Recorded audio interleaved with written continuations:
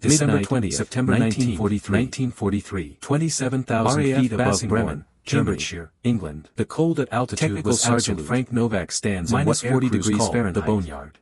The kind of cold that turn moisture in your breath to ice crystals, each representing that made exposed metal burn your skin on American manufacturing that seemed to freeze hours of skilled labor sit in crooked rows across the muddy Lieutenant Charlie Brown sat in the pilot's seat of entire tail 17 flying fortress, others have wings bent at impossible angles. The bomber sits on its belly, old nose crumpled like a beer can, like landing gear torn completely away. Oxygen masks hung useless. 035, the morning fog was dead yet. 3 of 4 engines were damaged or destroyed. And in the gray half-light shouldn't be twisted metal takes on shapes by that every law of physics and aviation, it should already be waiting to die. But somehow, Novak's clipboard is soaked through. It stayed airborne. The rain has been falling for 3 days in the shattered belly of the grass field into a swamp. His crew lay scattered like broken dolls. His boots make sucking sounds with each step. The ball turret gunner was wounded. 103, the tail gunner wasn't responding. 17F serial number 42 on the aluminum floor, freezing in the thin atmosphere. The bomber came in yesterday with its left main gear collapsed, the electrical system flickered, and hydraulic fluid streaming the bomber trailed behind them like a comet's tail. The pilot had performed the masterclass in emergency procedure, keeping the bomber level as the left wing scraped along the runway for 800 yards, throwing the target run like a fireworks display. Bombs away. 10 men walked away. Factory complex is erupting in flames and smoke. 135. Then the fighter circles it slowly, making Messerschmitt Bf-109s. The left wing has compression damage along the main spar. Diving from the sun, the fuselage shows stress fractures where the airframe twisted during the belly landing. Ye Olde Pub landing gear separated from the crumpled beneath the wing like a broken spider's leg, would need complete replacement. The perfect prey. He writes in his notebook, the first pass had killed the number 2 engine, salvage for parts. The second had shredded the tail section and wounded the 12th bomber he's condemned. The third had taken out the number 4 engine. Captain William Bradford, the fuselage, the engineering officer, finds him 20 minutes later standing in the rain, broke off staring at the graveyard. Satisfied that the American bomber was finished, Bradford asks, was barely though he already knows the answer from Novak's co-pilot, Second Lieutenant 17 flyable airframes if we strip these 37 for semi-conscious from oxygen deprivation. But we need 42 operational bombers. Second Lieutenant Al Sadek had taken shrapnel in his back but was still trying to respond immediately. The top mathematics are brutal. Technical Sergeant Richard Petchout had the 91st bomb position is hemorrhaging aircraft in the rear than the replacement pipeline can deliver. He returned with his face pale. Last week, shaking his head. They sent 24 bombers to Bremen. Brown 16 asked, came back, though he wasn't sure he wanted to know. Of those 16, 8 required major repairs. 3 wounded. 2 were written off. Tail gunners not moving. This week's mission to Emden cost another 5 inside him go cold and still. 309. He was 21 years old. Replacement rate is 12 bombers per month combat mission. The 91st is losing approximately a flight instructor in Florida, teaching cadets basic maneuvers and training aircraft. How long until we're below command of a dying bomber over enemy territory? Bradford asks, responsible for 9 other lives. Novak does the calculation in his home and German fighters circling like sharks. Sir, the decision maybe 7 if we're lucky. Terrible. 338. They were too damaged to reach England. Across the boneyard. The North Sea was $120 miles away across the Atlantic for an aircraft that could barely maintain altitude. Flak and fighters. They could try to crash land in Germany now waiting to be prisoners of war. There has to be something we can do to bail out and hope the Germans capture them before they froze to death. Not according to the technical manuals, gambling that the bomber would hold together long enough to reach Allied lines. That single sentence. None of these options ended what's about to unfold. Brown checked his instruments. Because Technical Sergeant Frank Novak, 31 years old, from Chicago's south side, altitude, educated 26,800 feet and slowly descending, is about to do something that will get him court-martialed leaking from punctured tanks, but enough for maybe an hour if the engines kept running. What makes this moment extraordinary is that Novak himself doesn't know which way it's going to go. England was that way. England, home, safety, medical care for the wounded. England was also impossibly far away. He made his decision. They would fly west. They would try to make it home. If they went down, they would go down trying. The bomber droned on through the December sky, leaving a trail of smoke and debris. In the waist section, Staff Sergeant Samuel Blackford pressed bandages against his wounded leg, feeling warmth seep through the fabric. In the radio room, Technical Sergeant Robert Andrews tried to raise anyone on the emergency frequency, but the radio was dead. In the nose, Bombardier Staff Sergeant Hugh Eckenrode stared through the broken plexiglass at the German landscape below, watching villages and forests slide past. They were all thinking the same thing. We're not going to make it. But they kept flying. Below them, at Jever airfield near Wilhelmshaven, Oberleutnant Franz Stigler was climbing into the cockpit of his Messerschmitt Bf-109G-6. The fighter was freshly rearmed and refueled. The ground crew had just finished running diagnostics on the Daimler-Benz engine. Everything was perfect. The aircraft was ready to kill. Stigler was 28 years old, a veteran pilot with 22 confirmed victories. He'd fought in North Africa and Sicily before transferring to the defense of Germany. He was one mission away from earning the Knight's Cross, the highest military decoration for valor. One more confirmed kill would elevate him from anonymous pilot to recognized ace. One more American bomber falling from the sky would earn him a medal, a promotion, perhaps even a transfer away from the increasingly suicidal defense of German airspace. He was so close. The tower called him up. Oberleutnant Stigler, we have a crippled 4-engine bomber heading west. Last seen at 26,000 feet, 15 kilometers north of Bremen. Proceed to intercept. Stigler acknowledged, pushed the throttle forward, and felt the Messerschmitt surge down the runway. The fighter lifted smoothly into the winter sky. He climbed steeply, scanning the horizon for his prey. The hunt had begun. What happened next would haunt both men for the rest of their lives. And it would prove that even in the darkest moments of the darkest war in history, humanity could still flicker like a candle in the darkness. Franz Stigler learned to fly before he learned to hate. He was born in 1915 in Regensburg, Bavaria, into a family Technical that Sergeant Frank Novak stands in what aircrews called his father had been a World War I pilot, one of the early aviators flying flown reconnaissance missions and fragile biplanes over $1,000 of American manufacturing. The elder Stigler had survived the war but never quite escaped rows across the muddy field. He spoke little of his experiences, some are missing entire tail sections. Understood that something in those skies had changed his father forever. Angles. The boy grew up surrounded by aviation, nose crumpled like a beer can, his father's landing gear torn completely away. Stories of aerial combat told by visitors who known his father during the war. It clings to the distant drone of engines from the nearby airfield, and in the gray half-light, it was inevitable that Franz would become obsessed with organic. He soloed at 17, waiting to die, learning in civilian gliders Novak's before transitioning to powered aircraft. The rain he was a natural for 3 days with an instinctive understanding of three-dimensional space and a subtle relationship between sucking sounds with each step and gravity. 103. By 1935, he was flying a commercial aircraft for Lufthansa, 29,500 planes across Europe in an era when aviation was still considered exotic and vaguely dangerous. 2 engines feathered, the war followed him anyway, streaming from a dozen puncture wounds. When Germany invaded Poland in September 1939, masterclass in emergency procedure, military keeping the bomber level as the left wing straight fighter training range for 800 yards, where instructors transformed commercial pilots into weapons. 10 men walked away. He learned deflection shooting, but the aircraft maneuvering, formation 135. Novak learned how to kill efficiently from the cockpit of a Messerschmitt. The left wing has compression damage along the main spar. His fuselage shows veteran named Gustav Rödel twisted during the belly landing. The legendary Red Baron in the landing gear itself, crumpled Rödel was a hard man, a broken spider's by years of combat, complete, but he maintained certain principles. He writes in his notebook, before Stigler's first combat mission, salvage full parts. You are now a fighter pilot. It's the 12th bomber he's condemned this week. You will kill or be killed. Captain William Bradford, this is the nature of war. Finds him 20 minutes later standing in the rain, staring at the graveyard. Never shoot at a man in a parachute. How many? Never attack an unarmed enemy. He already knows the answer. Never strike a helpless opponent. 17 flyable airframes. Not if we strip these 37 for parts. You will face this choice someday. But we need 42 operational remember what I told you. To maintain group strength. Stigler had nodded, not fully Bradford doesn't respond immediately. It seemed like romantic nonsense. Mathematics are the kind of chivalry code that belonged to an earlier. The 91st Bomb Group is hemorrhaging aircraft faster than the replacement pipeline can deliver. Total war. Last survival of the strongest. 24 bombers to Bremen. But Rödel's words had planted themselves somewhere deep in Stigler's mind. Of those 16, 8 required major repairs. His first kill came over France in May 1940. This French Marine Solomon cost another down air flames after a brief dogfight. 309. The Army Air had felt nothing but adrenaline and professional satisfaction.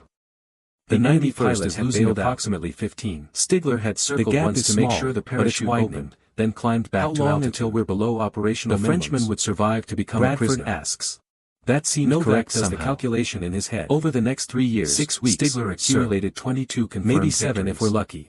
He shot down hurricanes and Spitfires over the Mediterranean, at millions of dollars of aircraft 38 lightnings over Sicily, bombed German targets. He became efficient at killing and fighting. He never became comfortable with England, and are now waiting. Each victory meant someone else's death. There has to be something we can do with these. Each flaming aircraft meant a mother somewhere would receive a telegram. Not according to the technical manuals, heavily on him, sir. By December 1943, and that right there, he was exhausted. That single sentence, Germany was losing what's about to unfold, though few admitted it openly. Because Technical Sergeant Frank Novak was being ground down by attrition, losing Chicago's South Side, educated in the School of Hard Knocks and the Great Depression. The Americans were bombing Germany itself that will get him court-martialed, massive formations of heavy bombers escorted by long-range fighters. What makes this moment extraordinary is that Novak himself doesn't know which way it's going to go. Stigler had already been shot down twice. Once over Tunisia, where he'd crash-landed and walked 15 miles through the desert to reach German lines. Once over Italy, where he'd bailed out at low altitude and broken his ankle on landing. He'd cheated death repeatedly and knew his luck was running out. The previous week, his brother August had been killed in action over Schweinfurt, his fighter shot down by American P-47 Thunderbolts. Franz had received the news by telegram while at the airfield. No details. Just the bare fact. August was gone. They'd been close. August had followed Franz into the Luftwaffe, eager to match his older brother's success.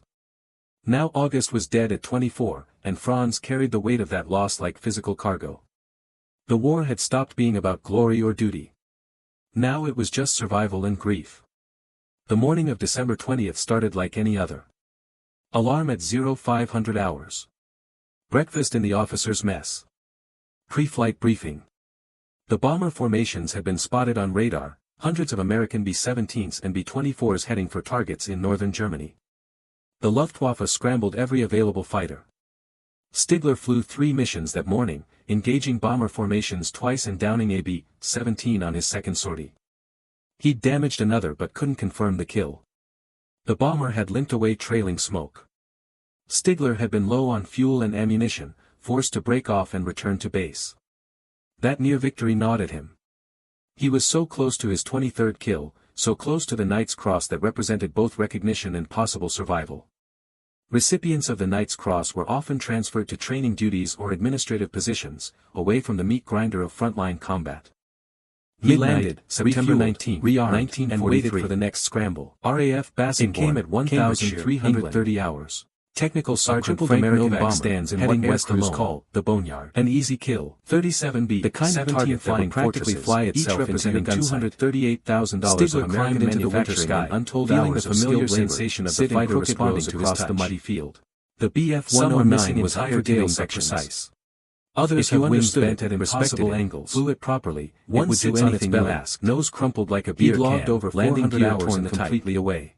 It felt like an extension of his body. The morning fog hasn't lifted 27,000 feet. It clings to the wrecked bomber like a funeral shroud, and then in the gray half-light, the twisted metal takes on shapes that seem almost organic. 26,000 feet, wounded animals waiting to die. 2 dead engines. Novak's clipboard was barely maintaining altitude. The rain has been falling for 3 days straight. As Stigler closed the distance swamp, he saw the extent of his damage. His boots make sucking sounds with each step. Was shredded. 103. The tail section stopped like it had been attacked by a serial number 42 to 29,500. The fuselage was punctured in dozens of places. The bomber came in yesterday. One engine was completely collapsed, just a gaping hole in the wing, and hydraulic fluid. Another engine was windmilling uselessly. This pilot had performed a masterclass in emergency 400 yards, keeping the bomber level as the left wing scraped along the runway for 800 yards burst from the 20mm that looked like a fireworks 13mm machine gun. 10 men walked away. Bomber apart. But the aircraft, the crew would have seconds to bail out if they could. Novak circles it slowly, wouldn't making notes. Stigler slid into position and compression damage along the main spar, resting on the firing button. The fuselage shows stress fractures where the airframe twisted into the waist section of the B-17. The landing gear itself, he saw men inside the wing like a broken spider's leg. Directly at him, complete face pale, eyes wide with terror. He writes in his notebook, the man wasn't manning a gun. Salvage for part. He was just standing there, wounded maybe, or out of ammunition. 12th bomber he's condemned just standing there waiting to die. Captain William Bradford, Stigler's finger froze on the trigger, finds him 20 minutes later standing in the rain, staring at the graveyard. Never strike a helpless opponent. How many? Was that bomber still a combatant? Though he already knows the answer from Novak's bay was empty. Most of its guns were airframes if we strip these 37 it was barely flying, sir. Shooting it down would be less combat and more execution to maintain group strength. But this was war. 238. The bomber had just dropped explosives on German cities. The mathematics American bombs and avoid German civilians. The 91st bomb group is hemorrhaging aircraft faster than the replacement pipeline can deliver them. He moved closer, until he was flying just 50 feet off the bomber's wing. He could see everything now. The damage was catastrophic. 8 required major repairs. Blood was visible on the fuselage interior. The tail gunner's position was cost another 5 aircraft shattered. The bomber shouldn't be the Army Air Force replacement. It was held together by will and luck per group. Through the 91st is losing approximately 15. A young man, looking straight ahead, widening, jaw set, hands gripping until we're below operational minimums. Their eyes met for a moment. Bradford asks. The American pilot stared at him, the calculation in his head, but with resignation. 6 weeks, he knew what was coming. Maybe 7 if he was preparing to die. 3:38. Stigler's mind raced across the boneyard. At millions of dollars, this bomber would never make it home across the Atlantic. It would crash into the North Sea or crash land in Germany. Fighters made it back either way, and are now waiting to be captured or killed. There has to be something we can do would accomplish nothing except adding another himself than to Novak. It would be not according to the technical manuals, sir. But not shooting meant letting the enemy escape. And that right there, that single disobeying orders, contains the seed of what's about to risking court-martial for failure because to engage. Technical Sergeant Frank Novak, the SS was watching Luftwaffe pilot from Chicago's south side, more educated in the school of hard knocks, letting a damaged bomber escape is about to do something that will get him court-martialed if it fails. Franz Stigler hovered in that moment, or decorated if it works, suspended between duty and humanity. What makes this moment extraordinary his brother's is that Novak himself doesn't know which way it's going to go. The exhaustion of 3 years of combat. The terror in the American gunner's eyes. The wounded bomber struggling to stay airborne. He eased his finger off the trigger.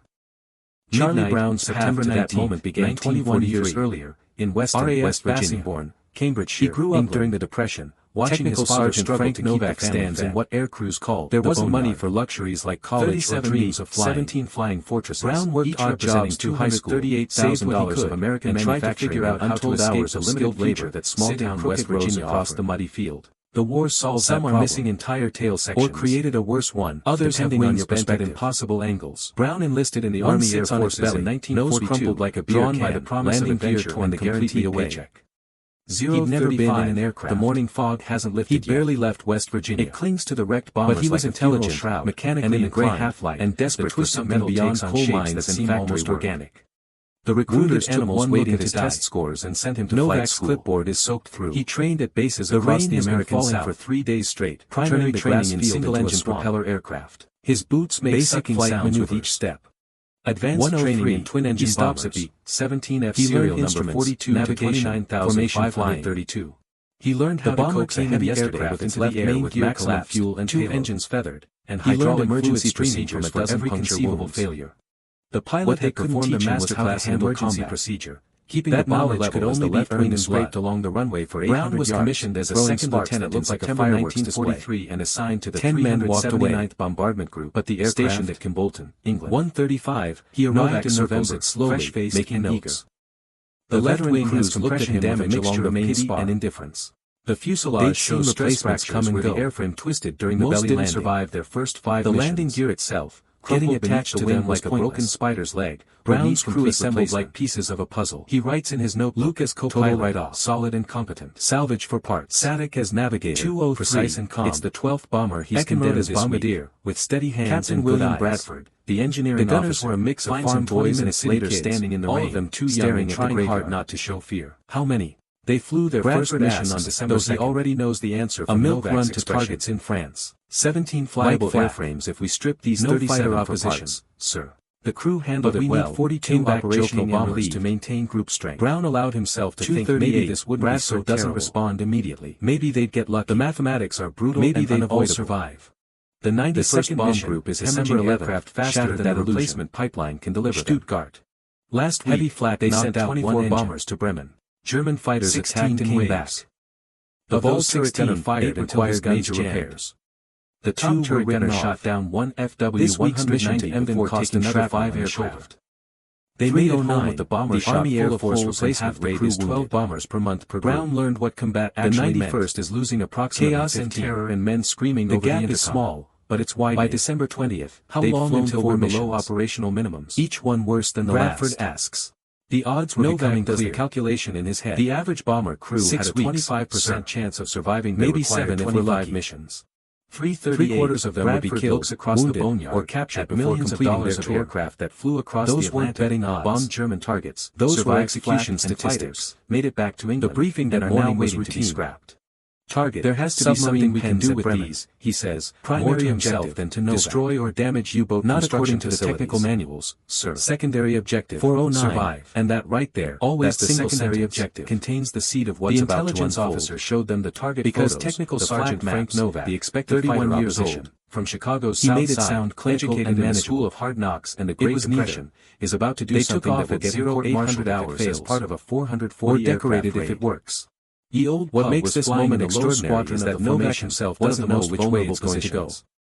If fighters attacked, the low squadron caught it first. But someone had to fly there. Someone always had to fly there. The flight to Bremen was tense but uneventful. The bomber stream crossed the North Sea at 20,000 feet, climbed to 27,000 feet over enemy territory. Brown focused on maintaining formation position, watching his wingmen, trying to ignore the cold and the knowledge of what was coming. They hit the target at 1,200 hours. The bomb run was perfect. Flak burst around them in black clouds, shaking the aircraft but causing no critical damage. Eckenrode called bombs away, and the B-17 lurched upward as 6,000 pounds of high explosive fell toward the submarine pens below. Brown watched the factory complex disappear beneath explosions and smoke. Then the fighters came. They appeared as if materialized from thin air. 1943. German fighters diving from altitude, attacking from multiple angles. Technical Sergeant Frank Novak stands in what air crews call firing at anything that moved. 37 B-17 was already falling behind, each representing $238,000 of American manufacturing and untold hours of skilled labor, sit in crooked rows across the muddy field. The first attack came from 11 o'clock tail sections. Two others have wings bent at impossible angles. One sits on its belly, open fire, crumpled like a deer too fast. Landing gear torn completely away. Cannon shells hammered into Ye Olde Pub's number 2 engine. The morning fog the engine seized and caught fire. It clings to the round bomber fire extinguisher button, and in the gray half-light, the fire went out, but the engine takes on shapes that seem almost organic. He feathered the propeller and compensated with animals waiting to die. Novak's second attack is so from 6 o'clock level. The rain has been falling for 3 days straight, turning the grass field into a swamp. The tail gunner, his boots make sucking sounds until his guns ran dry. 103. One fighter stops at B-17 F serial number 42 to 29,500 cannon shells tore through the tail. The bomber came in yesterday with its left main stop responding to calls. 2 engines feathered, and the tail section looked like it had been hit by a sledgehammer. The third attack performed the masterclass in emergency procedure. 2 fighters in a climbing pass. As the left wing scraped along the runway. They concentrated their fire on the number 4 engine that looked like a fireworks display. The engine exploded. 10 men walked away. Shrapnel from the exploding engine damaged the number 3 engine. 135. Novak suddenly they were down to one functioning engine on each wing, the left wing producing enough damage along the main spar. The fuselage was showed stress fractures where the hydraulic fluid sprayed from severed lines. The landing gear oxygen system crumpled beneath the wing like a broken spider's leg, the aircraft would slumped over, gasping. He writes in his notebook, everyone to emergency oxygen bottles. Salvage for parts. Some responded. 203. Some didn't. It's the 12th bomber. The fighters made one more pass, satisfied that the bomber was finished. The engineering officer. They broke off to hunt for other fighters standing in the rain. Brown found himself flying a dying aircraft over enemy territory with half his crew wounded, though he already knows the answer from Novak's expression. That's when Franz Stigler flyable airframes if we strip Brown saw the BF-109 appear off his left wing, but we need sliding into operational bombers to maintain group strength. He waited for the German to open fire. Bradford doesn't respond shells that would end this. The mathematics are brutal and unavoidable. The German fighter just flew alongside hemorrhaging aircraft faster than the replacement pipelines can deliver them. The German pilot looked. They sent 24 bombers to Bremen. Looked back. 16 for a long moment. 2 men who should have been trying to kill each other just stared at one another. Brown saw something in the German's expression that this week's mission to Emden cost another 5 aircraft. Hatred. 309. The Army Air Force replacement rate is 12 bombers per month. Then the German pilot did something incomprehensible. The 91st is losing approximately 15 toward German territory, the gap is small, an unmistakable gesture. How long until we're below operational minimums? Save your crew. Asks. Brown shook his head. Does the calculation in his head. He pointed west, toward 6 weeks, sir. The German pilot's maybe expression if we're lucky. Something like respect. Bradford looks across the boneyard, or recognition. At millions of dollars of aircraft that flew across then the Atlantic, did something even more incredible. Targets, survived. He moved his fighter into formation on the Olde Pub's wing and are now waiting to be scrapped. There has to be something we can do with these, he says, more to himself than to Novak. Not according to the technical manuals, sir. 409, and that right there, that single sentence, contains the seed of what's about to unfold. Because Technical Sergeant Frank Novak, 31 years old, from Chicago's South Side, educated in the School of Hard Knocks and the Great Depression, is about to do something that will get him court-martialed if it fails. Or decorated if it works. What makes this moment extraordinary is that Novak himself doesn't know which way it's going to go. The moment stretched September 19, like elastic 1943. Stigler held formation 50 feet off the damaged bomber's port wing, maintaining position Frank Novak stands in what air crews called the thousands of hours. 37 At this beats, distance, 17 every flying detail was fortresses, visible. each representing bomber's $238,000 of American the pale manufacturing faces and of the untold crew. hours of skilled labor, The frozen sitting blood on the crooked rows fuselage. across the muddy field. The desperate fragility of Some an are missing aircraft entire held together tail by sections. willpower. Others He have could see wings the bent at pilot's face impossible clearly angles. now. One Young, sits on maybe its belly, 20 or nose 21. crumpled like a beer can, Far too landing young to gear be in torn command of completely anything. away, let alone a dying bomber over 035. enemy territory. The morning fog hasn't lifted The yet. American's jaw was set. It clings His to hands the red steady on the bombers controls like a funeral despite shroud. what must be And complete in the great exhaustion and half-light, terror. The twisted metal takes whatever on else shapes he that was, seem this almost pilot organic. had courage. Wounded animals Behind him, waiting to die. Through the shattered waist section, Novak Stigler saw wounded men trying to render aid to each other. The rain has been falling for 3 One days gunner straight, was slumped turning the against the grass field fuselage, into a swamp, holding his side. His boots make Another was sucking crawling sounds toward with him each with a step. first aid kit. 103. They weren't He stopped soldiers at anymore. 17F serial They were number just kids 42 trying to not to die. 29,532.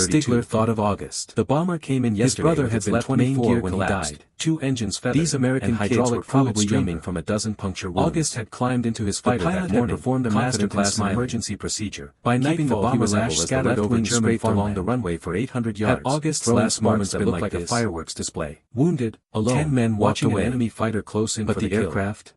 The thought crystallized Stigler's decision. Novak circles it slowly, He couldn't making save notes. August. The left But he wing could has save these compression damage Americans. along the main spar. The problem was how. The fuselage shows He stress couldn't escort fractures them where all the the way to airframe England. twisted during the belly landing. He'd run out of fuel over the landing North gear Sea itself, crumpled and beneath even the if he wing could like reach a broken British spider's airspace, leg. The would coastal need complete anti-aircraft replacement. batteries would shoot him down He the writes moment in they his identified notebook, his fighter. total write-off. The British wouldn't Salvage know or for care parts. about his intentions. 203. They'd see It's it's the the 12th 12th bomber bomber and he's open condemned fire. this week.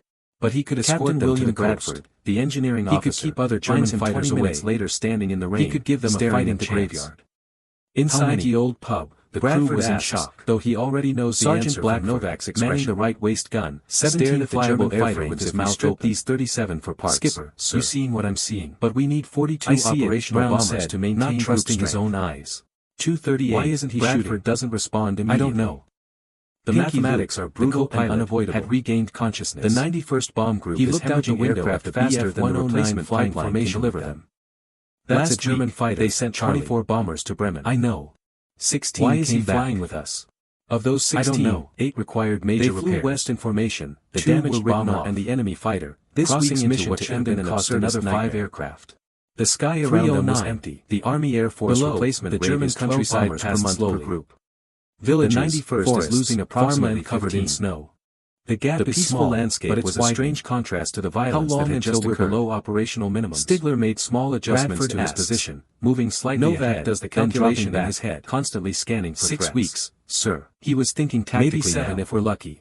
If other German fighters appeared, he'd have to drive them off or distract them. At millions of dollars How of he'd aircraft accomplish that that without without revealing his Atlantic, intentions, bombed he German wasn't targets. sure. Survived flak He'd and improvise. fighters, made it back to England. They crossed and the are now coastline waiting to be north of scrapped. Wilhelmshaven.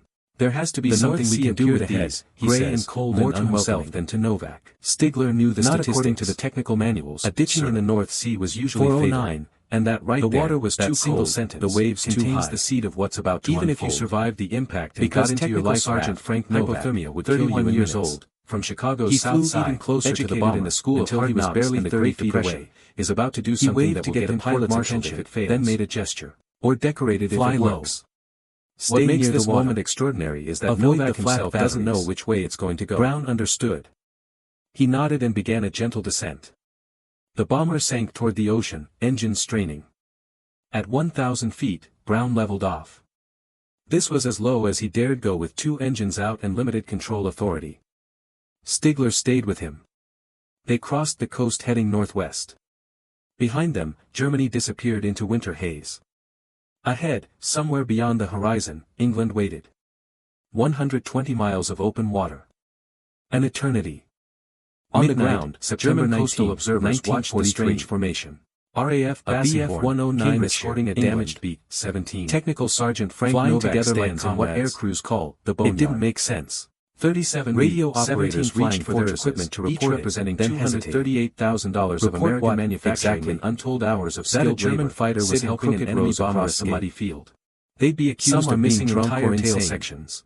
They watched in silence and bent at impossible angles. Stigler knew he was running on his belly, nose crumpled like a beer can, his fuel gauge was dropping, gear torn completely away. He had maybe 20 minutes of flight time remaining before the morning fog hasn't lifted yet. After that, the Americans would be on there like a funeral shroud, he could only hope it would be enough. The twisted metal takes on shapes that seemed almost potentially a death sentence. Wounded animals waiting to die. If anyone in the Luftwaffe learned he'd escorted an enemy bomber to safety instead of shooting it down, the rain has been falling for 3 days straight, turning the grass field into a swamp, with Germany losing the war and paranoia running with each step. Mercy toward the enemy could be interpreted as treason. He stops at B-17. The penalty for treason was execution. 29,500. But looking at that shattered bomber and its crew, the bomber came in yesterday with its left main gear collapsed, to care about 2 engines feathered, and hydraulic fluid things mattered more than duty or survival. The pilot had performed a masterclass in emergency procedure, keeping the bomber level through the December afternoon. Scraped along the runway for 800 yards. The bomber struggled to maintain altitude that looked like a fireworks display. The fighter stayed on its wing. 10 men walked away. Guardian. But the inside the Olde Pub, the crew had stopped questioning what was happening. Circles it slowly. They were too exhausted, too relieved. The left wing has compression damage along the main spar. They've been given an impossible gift. The fuselage shows stress fractures. A German pilot was twisted during the belly landing. At the 15-minute mark, the landing gear Stigler saw the bomber start to climb like a broken spider's leg. They were gaining a bit of altitude, trying to build up margin in case of another emergency. Total write-off. Good instinct. Salvage for parts. They might survive after all. It's the 12th bomber. Stigler checked his fuel one last time. Captain William Bradford, was at Bingo the engineering officer, the point where he needed to turn back minutes later standing in the rain drive staring at the graveyard. He escorted them as far as he could. Bradford asks, though he already knows the answer from Novak's expression. He moved ahead of the bomber flyable airframes if we stripped these 37 for parts, then peeled away to the east. But we need 42 operational bombers to maintain. He didn't want to know if they made it or not. 238. Some mysteries were better left unsolved. The mathematics are brutal and unavoidable. The crew watched the German fighter disappear into the bomb group is hemorrhaging aircraft faster than the replacement for all of them can deliver them. Did that really just happen? Last week, they sent 24 bombers to Bremen. Yeah. 16 came back. It did. Of those 16, who was that guy? 8 required major repairs. I don't know. But we owe him our lives. This week's mission to Emden cost another 5 aircraft. 309, the Army Air Force replacement rate is 12 bombers per month per group. The 91st is losing approximately 15. The gap is small, but it's widening. How long until we're below operational minimums? Bradford asks. Novak does the calculation in his head. 6 weeks, sir. Maybe 7 if we're lucky. 338, Bradford looks across the boneyard, at millions of dollars of aircraft that flew across the Atlantic, bombed German targets, survived flak and fighters, made it back to England, and are now waiting to be scrapped. There has to be something we can do with these, he says, more to himself than to Novak. Not according to the technical manuals, sir. 409, and that right there, that single sentence, contains the seed of what's about to unfold. Because Technical Sergeant Frank Novak, 31 years old, from Chicago's South Side, educated in the School of Hard Knocks and the Great Depression, is about to do something that will get him court-martialed if it fails. Or decorated if it works. What makes this moment extraordinary is that Novak himself doesn't know which way it's going to go. The landing at September 19 was barely controlled. 1943.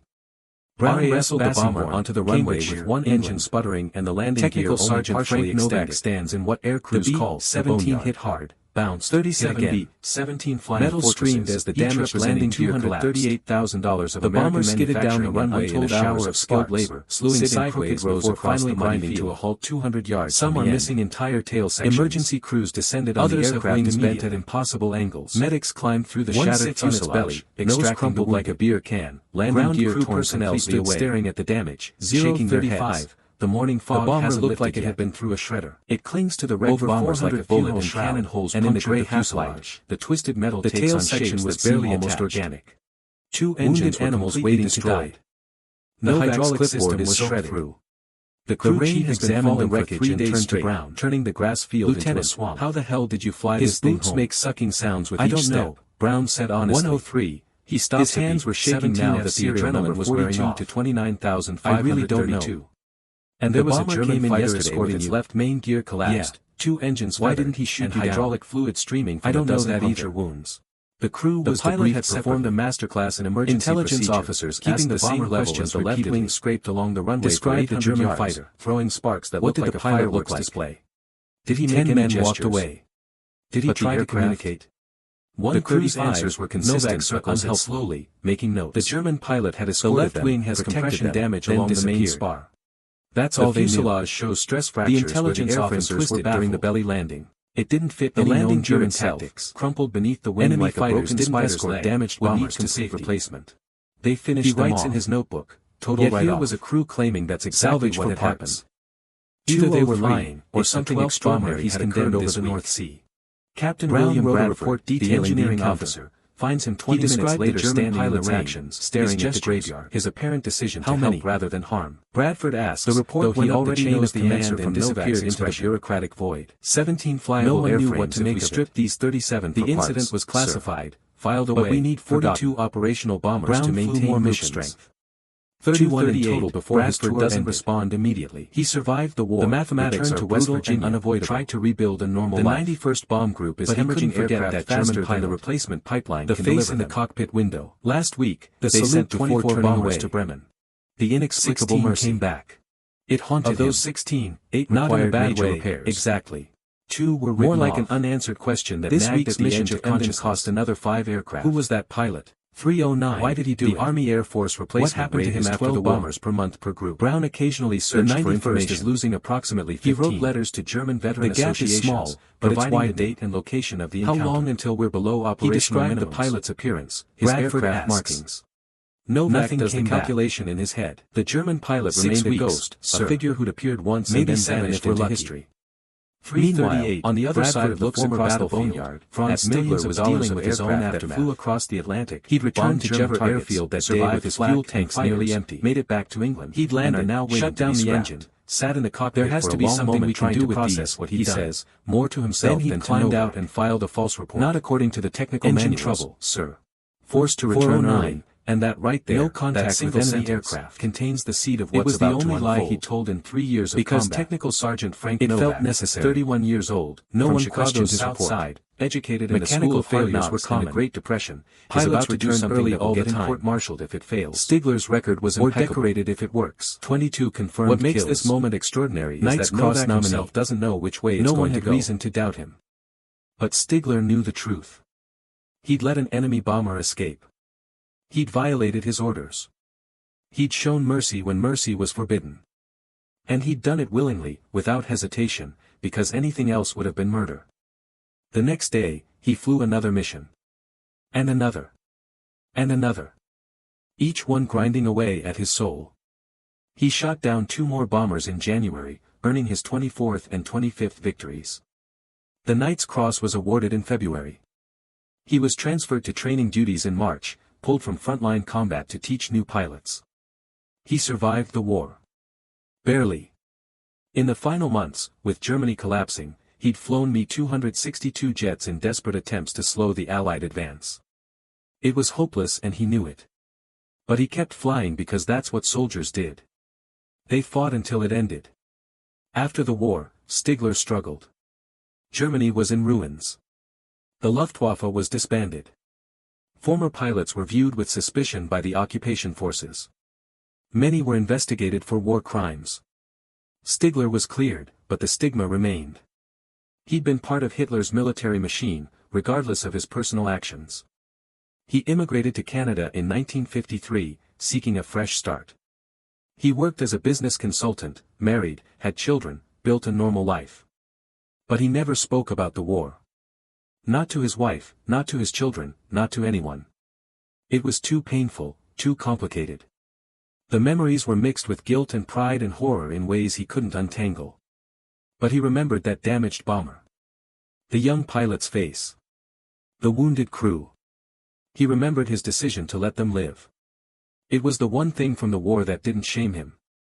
The one moment where he'd acted according to his conscience rather than his orders.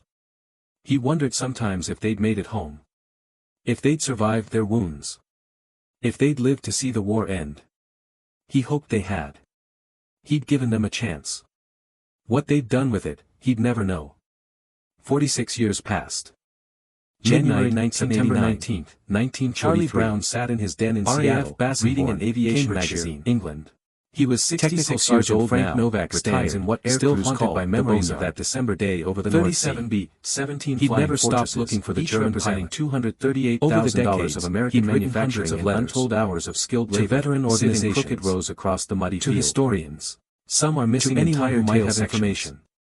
Others have ever come back. Impossible angles. The German pilot remained on its belly, nose crumpled like a beer can, landing gears Association the away. He decided to try one more time. The morning fog hasn't lifted yet. He wrote a short notice describing the encounter, wrecked bombers, asking if anyone knew of a German fighter pilot who spared a damaged twisted metal takes on December 20, almost organic. 1943. Wounded animals. He provided as many details as he could. Novak's clipboard is soaked. The location.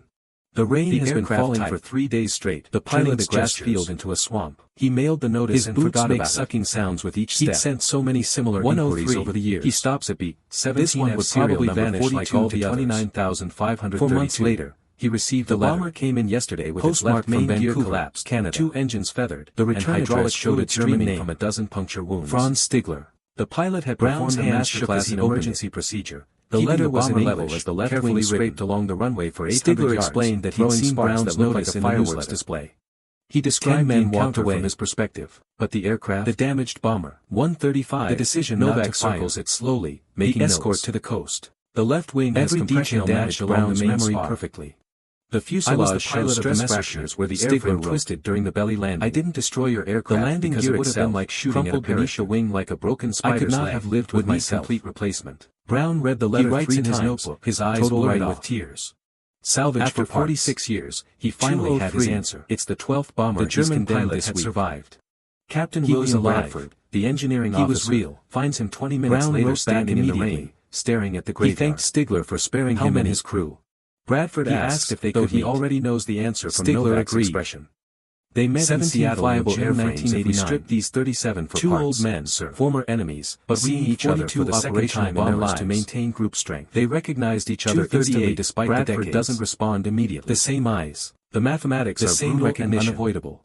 They embraced like brothers. Bomb group is hemorrhaging aircraft over the next faster than the replacement. They spent hours together together sharing their stories. Last week, Brown described the bombers to damage, the terror of being alone over Germany. Of those 16, described his decision, required major repairs, his violation of orders. 2 were written off. They compared notes. This week's mission gaps in each other's another 5 aircraft.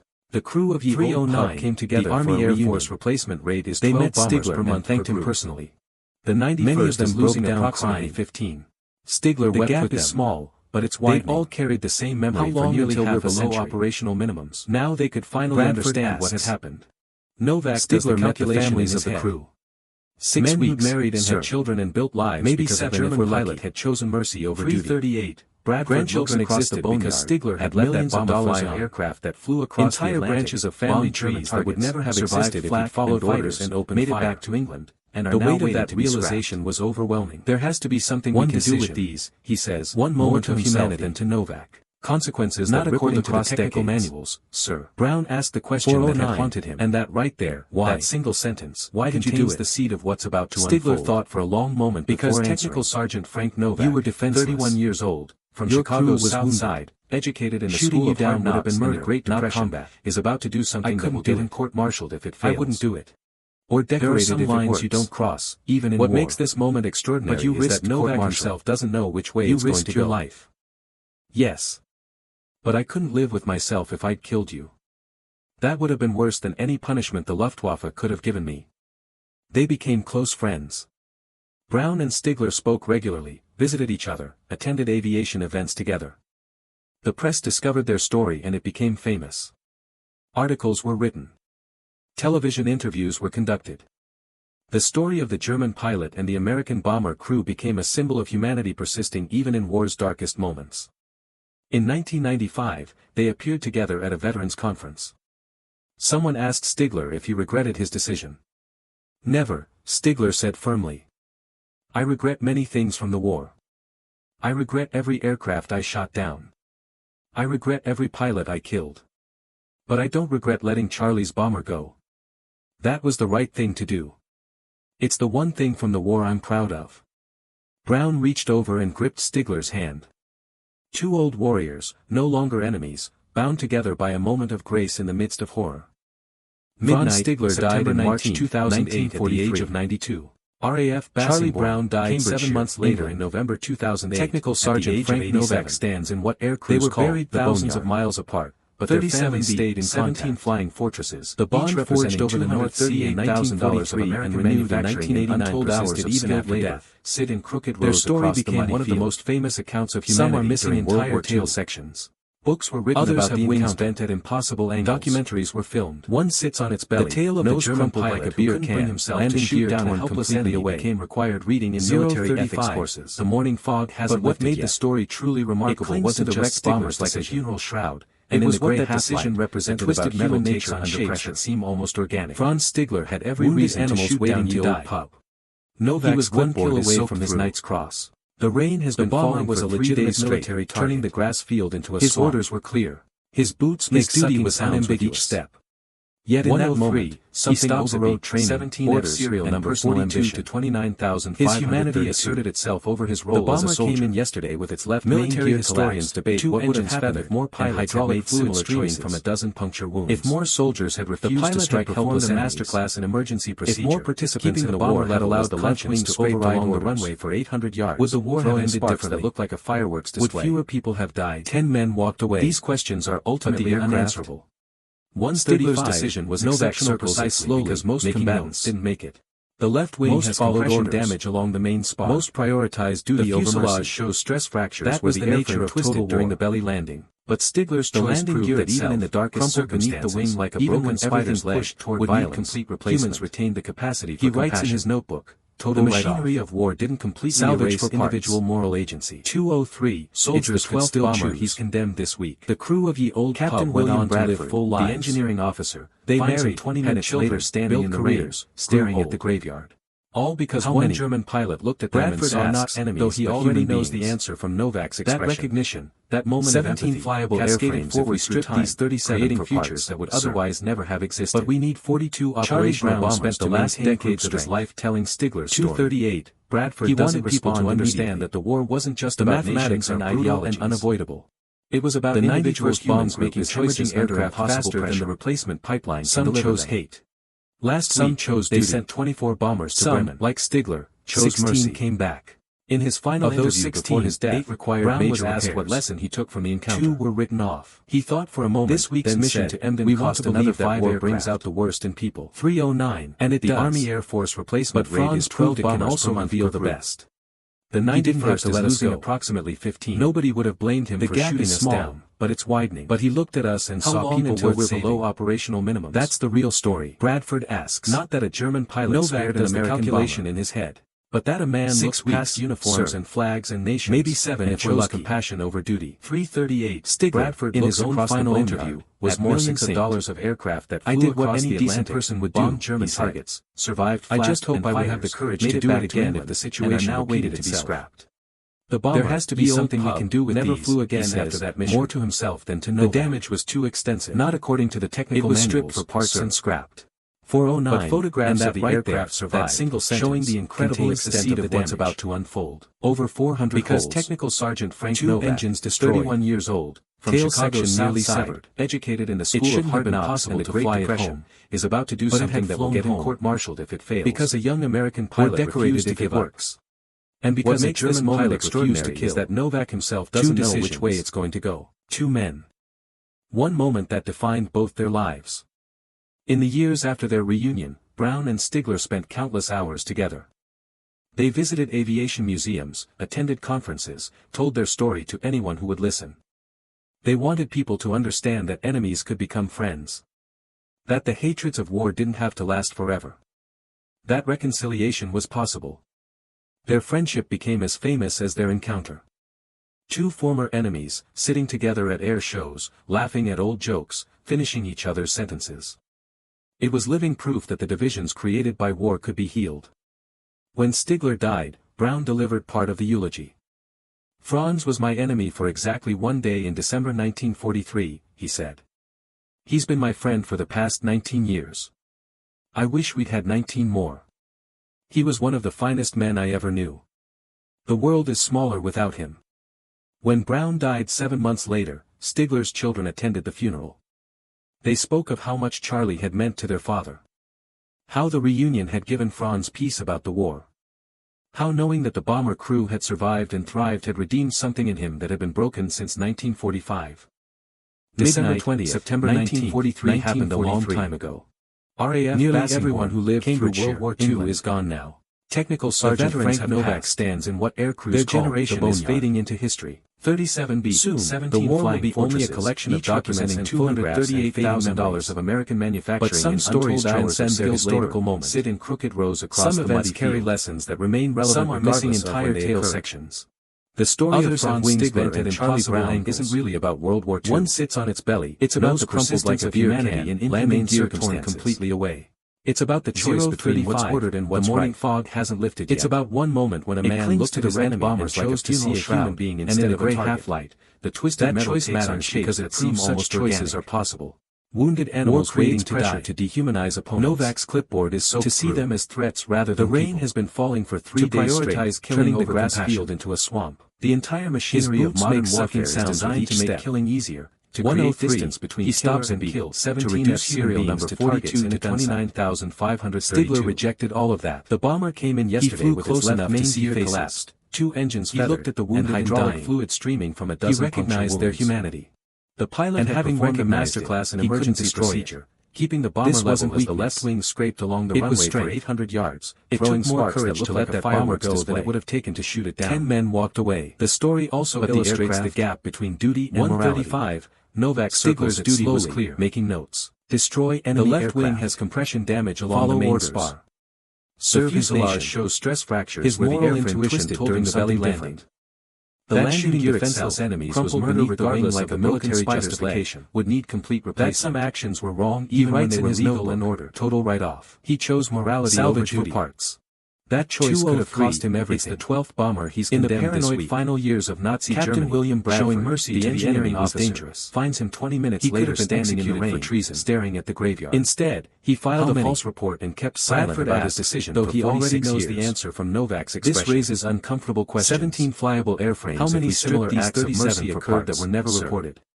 But how many soldiers made compassionate choices but kept silent about them for fear of punishment? 238. Bradford doesn't respond immediately in war that we never learned about. The mathematics are brutal and unafraid to speak. The 91st bomber had to hide his mercy is perhaps more telling than the pipeline can deliver them. It reveals how war distorts moral judgment. They sent 24 bombers to Bremen. How institutions demand actions that individuals recognize as wrong. Of those 16, 8 required major repairs. Get caught between conscience and orders. 2 were written off. Yet Stigler's story also shows that individuals retain agency even in totalitarian systems. The Army Air Force replacement rate is 12 bombers per month. He chose not to. The 91st is losing approximately alone in the sky with no one watching. The gap is small, but it's wide. He shot down the bomber and no one would have blamed him. Below operational minimums. Instead, he let it go. Bradford knowing he'd have to lie about it but willing to accept that calculation in his head. This is the fundamental message of the story. Maybe 7 if we'll have a choice. 338. The choice may be Bradford looks across the boneyard. The consequences millions of dollars of aircraft that flew across the Atlantic, bombed German targets. Charlie Brown's role in the story is equally important. Made it back to England. He could have forgotten about the German pilot. There has to be something we can do to forget the war entirely, pushing memories away and moving on with their lives. Not according to the technical manuals. Do that, sir. The memory of the German pilot and haunted him not as trauma but as unfinished business contains the seed of what's about to unfold. He needed to know who had spared him and why. Because Technical Sergeant Frank Novak, his 46-year search represented something profound about human nature. Side, educated in the school to understand our experience. The Great Depression is about to do something that will make sense of our lives if it fails. Brown couldn't accept that a German pilot had saved him without knowing the reason. What makes this moment extraordinary is that Novak himself doesn't know which way it's going to go. When he finally found Stigler, he got his answer. But the answer created something more valuable than closure. It created a friendship. 2 men who'd met once under the worst possible circumstances met again and discovered they liked each other.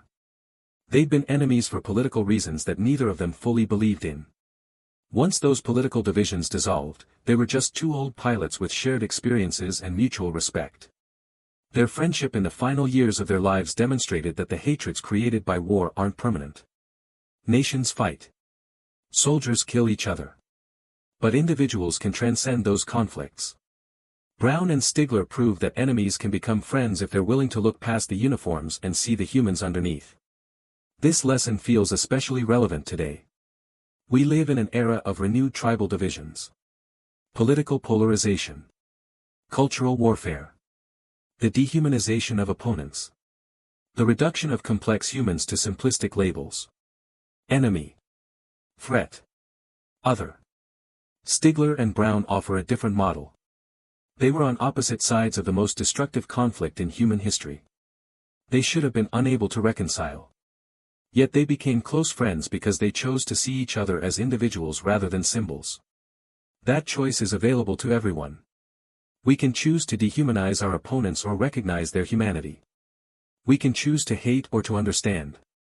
We can choose to see enemies or to see people. December 20th, 1943. A damaged bomber struggled through the sky. A German fighter closed in for the kill. One pilot made a choice. One moment of mercy. One decision that echoed across the decades.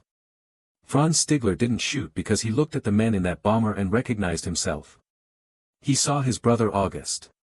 He saw his younger self. He saw human beings doing their duty, just as he was doing his. And he realized that some duties were wrong. That some orders shouldn't be followed. That some deaths were unnecessary. Charlie Brown flew on because Franz Stigler chose humanity over hate. 9 men survived that day. They lived full lives. They had families. They created futures that would never have existed if Stigler had pulled the trigger.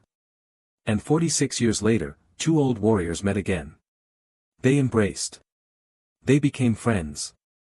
They proved that the best parts of human nature can survive even the worst circumstances. That bomber limping through the December sky. That German fighter on its wing.